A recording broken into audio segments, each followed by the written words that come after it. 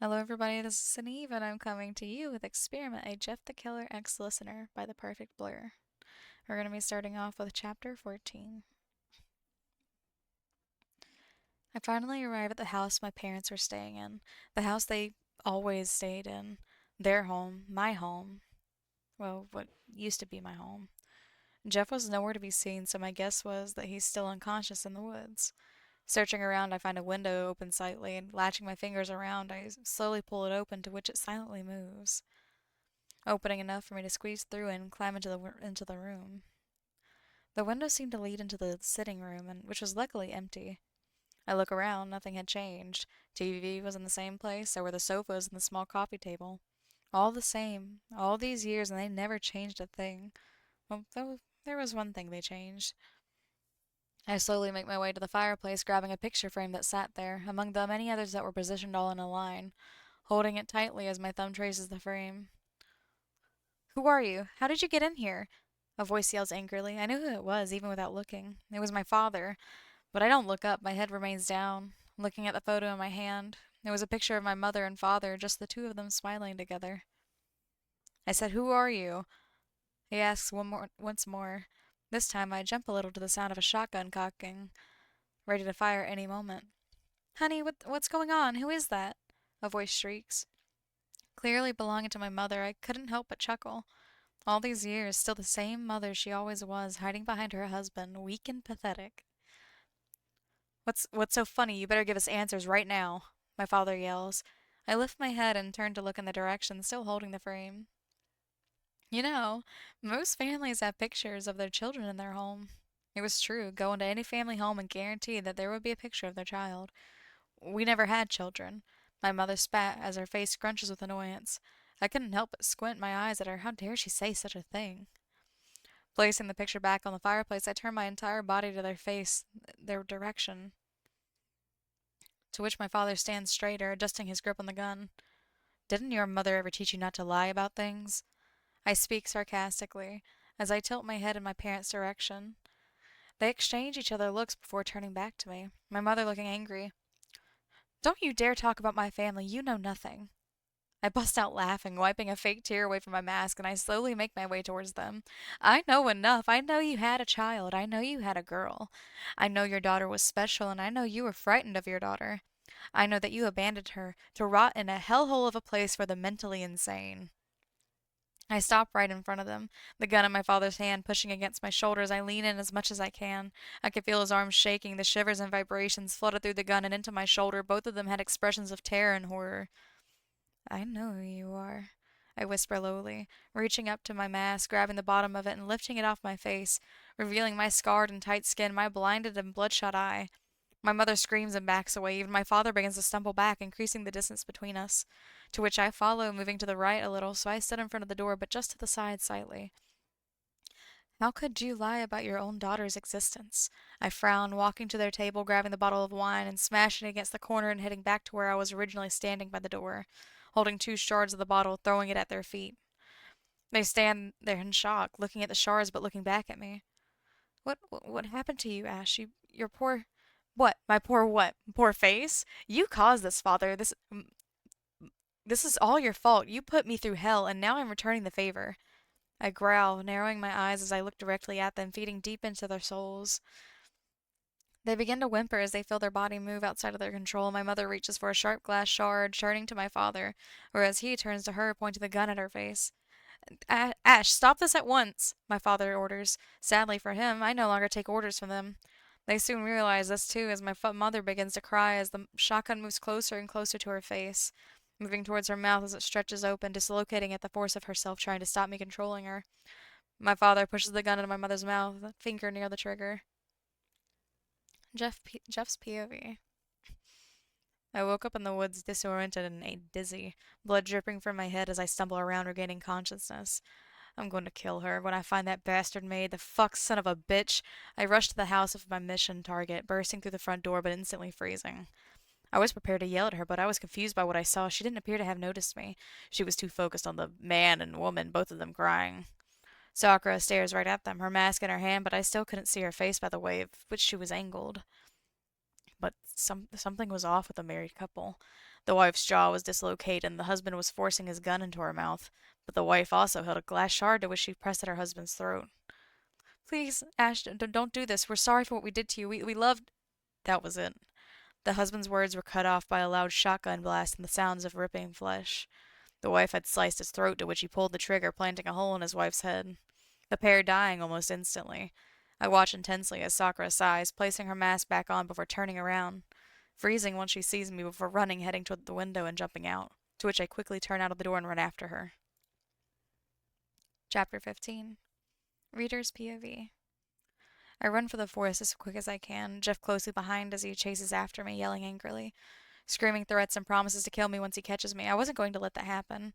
Running as fast as I can, my chain dragging and bashing against my legs every now and then, but I tried my best not to trip.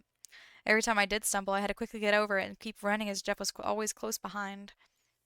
As I reached the forest, I tried my very best to lose Jeff, weaving in and out from tree to tree, taking random turns here and there and everywhere, trying my best to confuse him as much as possible and make him lose my trail. But he always seemed to catch up, which irritated me greatly. As I continue forward, I begin to get majorly out of breath. After spending so long locked in a single room with only limited space to walk around, my legs were a little weak, especially compared to Jeff's, so the more I ran, the more my knees and ankles felt like jelly. I turned slightly to check to see if he was behind me, and he wasn't. He was nowhere to be seen. What? I slow my running and come to a stop, turning around properly, looking to my left and to my right, and Jeff was not there at all. Where, where did he go? Breathing a sigh of relief that I had finally lost him, I turned back to the direction I was previously running in, only to scream as Jeff stands inches away before pouncing on me, pushing me down and pinning me so I lay on my back. Get off me, Jeff, I order as I desperately squirmed beneath him, but his expression did not change, not even the slightest. His face was full of rage and hatred. I'm going to kill you for what you did. How dare you smash a rock against my skull? He yells, increasing his grip on my shoulders as he pushes me deeper against the dirt, making it even harder to try and escape his grasp. But first, you're going to answer my questions. I'm not answering anything. I'm going to ask questions and you are going to fucking answer, he snarls, holding his knife tightly against my throat. He could cut me all he likes, but one slice in the wrong place and I'm a goner. Why did you want to come with me so badly? Did you know these people? And I don't answer, I just lay there quietly as my mask stares at him blankly. Answer me, he yells, lifting me by my shoulders and slamming me back into the ground, winding me slightly, causing me to gasp for air. Yes, I knew them. It was weird as I thought about it, who they were to me, and why I'd done all this. It brought a tear to my eye, and I actually wanted to cry. Not out of sadness, but out of happiness that after all these years, I've finally had the revenge I'd been dreaming of. Although, could there be a hint of sadness in there? After all, they were my parents. Never acted as such, though. Some family. Who were they to you? Friends? Family? Old neighbors? Enemy? Who? In a way, I didn't know how to answer. Would I describe them as family or as an enemy? As in a way, they were both. Who were they? My parents! I couldn't help but cry, sobbing behind the mask. Having to say it out loud made me realize how much of a monster I was. The fact that I just murdered my parents? What sick fuck does that? They were here. My parents, okay? My motherfucking parents. I screamed. I just couldn't hold back. I felt so angry, so angry I couldn't stop yelling and screaming and crying. Why'd you do it? Why'd you kill them? He asks in a somewhat calmer tone. Maybe he was using less emphasis on the question or just felt sorry for me due to the state I was currently in, but I don't answer. I just continue to cry, so much so tears begin to stream down behind my mask and travel down my neck, to which he notices and wipes it away with his thumb. How did you do it? I saw them kill each other. I could see them straining to stop themselves, and you were just staring right at them, as if you were forcing them to do it. He lifts his gaze from the tears on my neck to look me directly in the eyes. Well, the eyes of my mask. But I could tell he was trying to look deeper, look through the mask, and trying to find me hiding underneath it.